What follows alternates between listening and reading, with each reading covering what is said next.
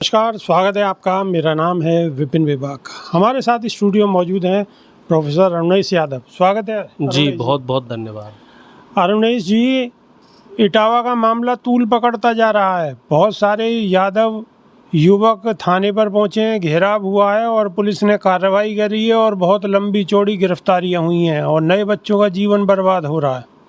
क्या कहेंगे?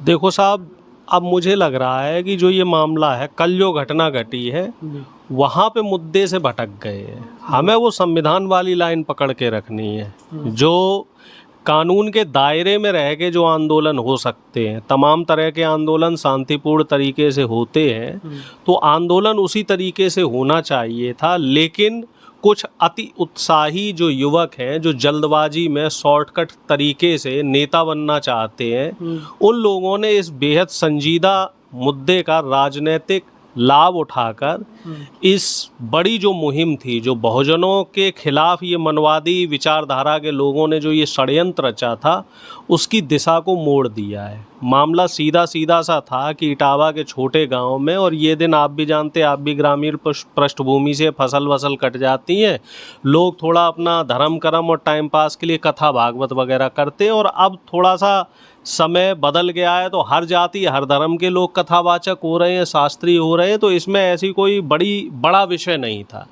लेकिन वो ब्राह्मण समाज के लोग, बल्कि मैं ब्राह्मण भी नहीं कहूँगा उनको मैं मनवादी विचारधारा या सामंतवादी विचारधारा को लोग कहूँगा, जिनके अंदर अहंकार है कि हम ही श्रेष्ठ हैं चूँकि हम उस पर्टिकुलर जाति से पैदा हुए।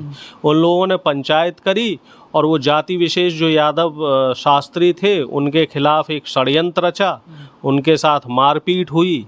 बड़ी शर्मनाक घटना। बता तो ये भी रहे हैं कि उन्हें निर्वस्त्र किया, फिर नाक भी रगड़वाई, फिर बाद में जो ब्राह्मण समाज के वो जो लोग थे, उन लोगों ने अपनी परिवार की किसी महिला से वो मूत्र का वो क्या कहते हैं कि छिड़काव भी करवाया, जो कि बड़ा ही शर्मनाक है।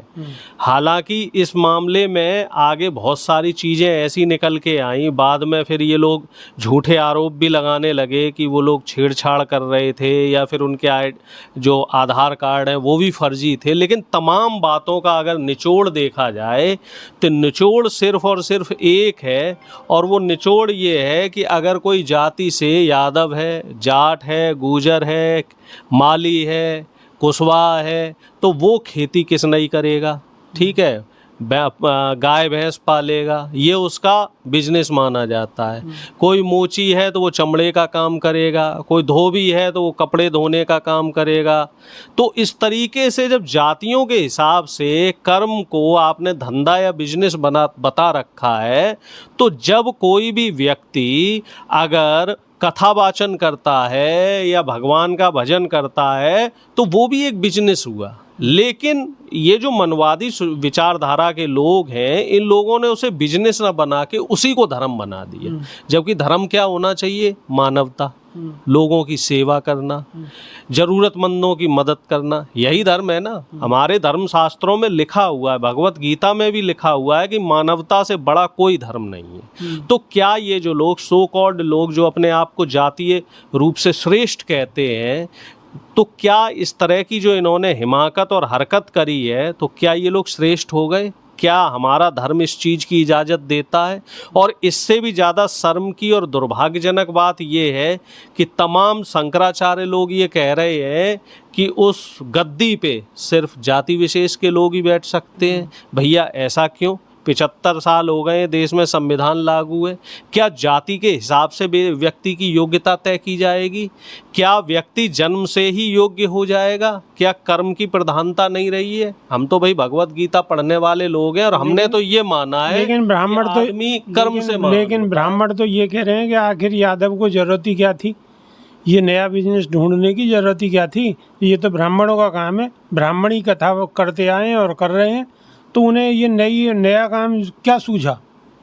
भाई, अब हमें एक बात ये बताई जाए कि देश में अब मनुस्मृति स्मृति चल रही है कि देश में संविधान चल रहा है।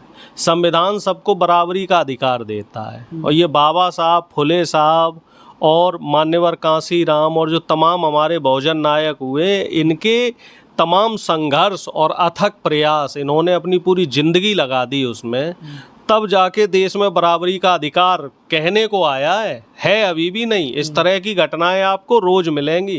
कहीं किसी दलित की पिटाई सिर्फ इसलिए होगी कि वो कुर्सी पे बैठ गया, कहीं किसी दलित की पिटाई सिर्फ इसलिए होगी क्योंकि उसने किसी सवर्ण सो कॉल्ड सवर्ण क्लास के मटके से पानी पी लिया, कहीं किसी आदिवासी के ऊपर इसलिए मूत्र विसर्जन या पेशाब कर दिया जाएगा कि वो नीच जात का है, कहीं खेत में मजदूरी नहीं कर रहे हैं तो उनकी पिटाई कर दी जाएगी। तो इस तरह के जातीय दंभ को देखते हुए बहुत सारी घटनाएं हो रही हैं, और वो तब हो रही हैं जब देश में एक सशक्त सरकार है, सो कॉल्ड सशक्त सरकार है। प्रधानमंत्री कह रहे हैं हमने देश को जो है वो बना दिया है, क्या बोलते हैं, विश्वगुरु बना दिया है साहब।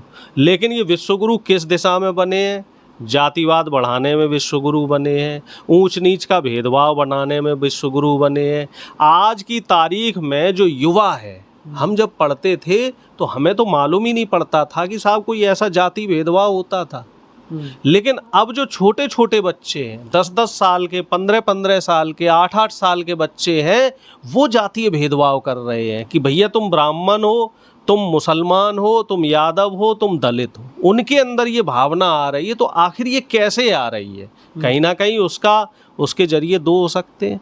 या तो हम लोग जो घर में बातचीत करते हैं तो वो इतनी ज़्यादा जातिवाद घर में फैल गया है, या फिर जो दूसरा माध्यम है मीडिया, सोशल मीडिया, उसमें इतना जातिवाद फैल गया है कि वो धीरे धीरे समाज में नफ़रत बढ़ती जा रही है। और ये जो नफ़रत इस कदर बढ़ गई है उसका परिणाम हमें देखने को मिल रहा है। इटावा में जो घटना हुई है वो कई मायने, मैं खुद मानता हूँ, मैं जिस जाति से आता हूँ, हमारी जाति के लोग ही अपने आप को मनवाद का शिकार कर चुके हैं। हमारी जाति के कई लोग मुझे पता नहीं क्या भीमटा बोलते रहते हैं कि तुम यदुवंशी नहीं हो, तुम यदुवंशी क्षत्रिय नहीं हो, यदुवंशी तो ये होते हैं और वो होते हैं, तुम संविधान की बात करते हो, तुम दलित शोषित वंचित समाज की बात करते हो, तुम्हें यादव कहने का अधिकार नहीं। मुझे कई गालियां पड़ रही, पिछले 3 दिनों से मुझे डेली कम से कम सैकड़ों लोग गालियां दे रहे हैं, और मेरे समाज के लोग ही दे रहे हैं। आप किस वजह से गाली दे रहे हैं? कि मैंने मनवाद को चोट पहुंचाने की बात कही कि ये मनवादी व्यवस्था है जो रह रह के यादवों को, जाटवों को, जाटों को, इससे पहले हनुमान बेनीवाल जी के लिए भी ऐसा ही हुआ था, तब हम लोग बोल रहे थे, ठीक है। और आए दिन दलितों के साथ ऐसी घटनाएं होती हैं, आदिवासियों के साथ ऐसी घटनाएं होती हैं।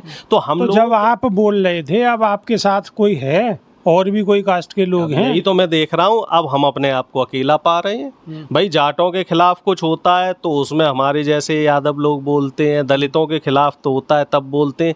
लेकिन अब हमें कोई दलित और पिछड़े समाज से ऐसा व्यक्ति नहीं मिल रहा है जो ये कह रहा हो कि यादव जी, यादव समाज के साथ गलत हो रहा है। तो ये चीज़ गलत है। और ये चीज़ गलत क्यों है? क्योंकि इस तरीके से समाज में नफरत भर दी गई है। अब क्या सारी सामाजिक लड़ाई लड़ने का ठेका यादवों ने ले रखा है? और सारा जो किसी भी समाज के, मुझे कोई 2 मुस्लिम आदमी ऐसे नहीं मिल रहे हैं जो ये कह रहे हैं कि भैया यादव जी आपके साथ गलत हुआ है। मुस्लिम इसमें आएंगे तो फिर हिंदू मुस्लिम हो जाएगी। क्यों नहीं आएंगे भैया? जब हमें यदमुल्ले बोला जाता है, जब यूपी के यादवों को, बिहार के यादवों को यदमुल्ला बोला जाता है, जब कहीं भी मुसलमानों के खिलाफ लिंचिंग होती है, उनके साथ कुछ दुर्व्यवहार होता है, तो हम उनके सामने आपने कहा यदमुल्ले, अगर पूरे वाले आ जाएंगे तो फिर आपको तो भूल जाएंगे, वही मैदान में आ जाएंगे सीधे सीधे। हम तो ये कहते हैं कि सर्व समाज को हमारे साथ होना चाहिए, बल्कि जो ब्राह्मण समाज के जो बुद्धिजीवी लोग हैं उनको भी खुल के हमारा समर्थन करना चाहिए। आप एक बात बताइए, जो ब्राह्मण समाज के समृद्ध लोग हैं, जो समझदार पढ़े लिखे काबिल लोग हैं और जो ज्यादा इन चीजों में विश्वास नहीं रखते, उनसे क्या उम्मीद करते हैं? हम ये चाहते हैं कि भैया हमारा खुल के समर्थन करो। अब ये देखो कि बेइज्जती भी हमारे समाज के लोगों की हुई, उनको मारा पीटा भी गया। बताओ कितना अपमान किया गया, सर गंजा कर दिया, नाक रगड़वा दी गई, पेशाब का छिड़काव भी कर दिया गया, उल्टी FIR भी उनके ऊपर कर दी कि साहब तुमने जात छिपाई और तुमने महिलाओं से छेड़छाड़ करी। सोच के देखो कि कोई धर्म शास्त्री सार्वजनिक मंच पे और छेड़खानी कर सकता है। सोच के देखो, कोई धार्मिक व्यक्ति जो कथा भागवत करता है, कोई पहली नहीं कर रहा, कई सालों से कर रहे होंगे, इस तरह की गिरी हुई हरकत हो सकती है।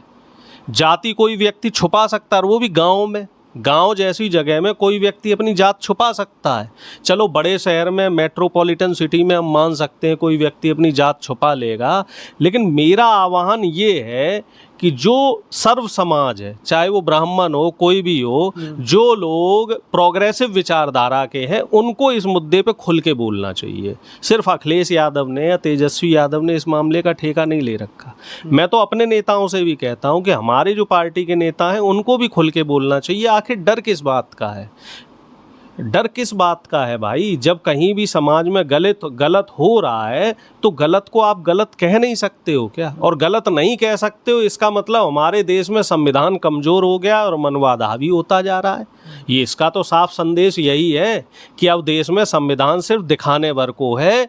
और जहाँ जहाँ बीजेपी की सरकार है, और मैं तो योगी आदित्यनाथ जी से एक सवाल और करना चाहता हूँ कि चलिए, जहाँ दो जातियों के बीच में हत्या वाला काम होता है वहाँ ब्राह्मण समाज के पास चले जाते हो, यादव समाज के यहाँ नहीं जाते हो, वो बात चलो छोड़ दी।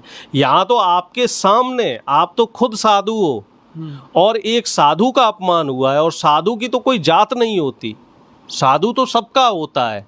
तो क्या योगी आदित्यनाथ जी माफ़ी मांगेंगे?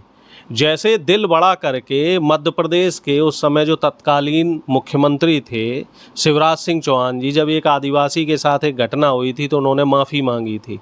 तो क्या योगी आदित्यनाथ जी माफ़ी मांगेंगे? और मांगनी चाहिए, क्योंकि उनके होते हुए शासन प्रशासन जब वो कहते हैं कि जीरो टॉलरेंस है, और तब ऐसी घटना हो गई, और उस घटना के बाद भी अब देखिए कि वो ब्राह्मण समाज, पूरे ब्राह्मण समाज को नहीं कह रहा हूँ, वो चंद जो मुट्ठी भर लोग हैं वो लोग अभी भी हावी हो रहे हैं। तो ये बड़ी शर्मनाक बात है और कहीं ना कहीं सोचने वाली बात है कि आखिर हम समाज को क्या दे रहे हैं। बिल्कुल शर्मनाक बात है और सोचने समझने की ज़रूरत है। सरकार को और शासन प्रशासन को भी सोच समझकर इस पर निर्णय लेना चाहिए। जिस तरीके से मुकदमे दर्ज किए गए हैं वो भी कहीं ना कहीं सवालों के उस पर भी निशान हैं। तो सरकार को इस ओर ध्यान देना चाहिए और इस तरीके की घटना दोबारा ना हो तो कठोर निर्णय लेना आवश्यक है। तो आपकी इस विषय पर क्या राय है, कमेंट के माध्यम से अवश्य बताएं। नई वीडियो में फिर रूबरू होंगे। बहुत बहुत शुक्रिया, धन्यवाद, नमस्कार। जी नमस्कार।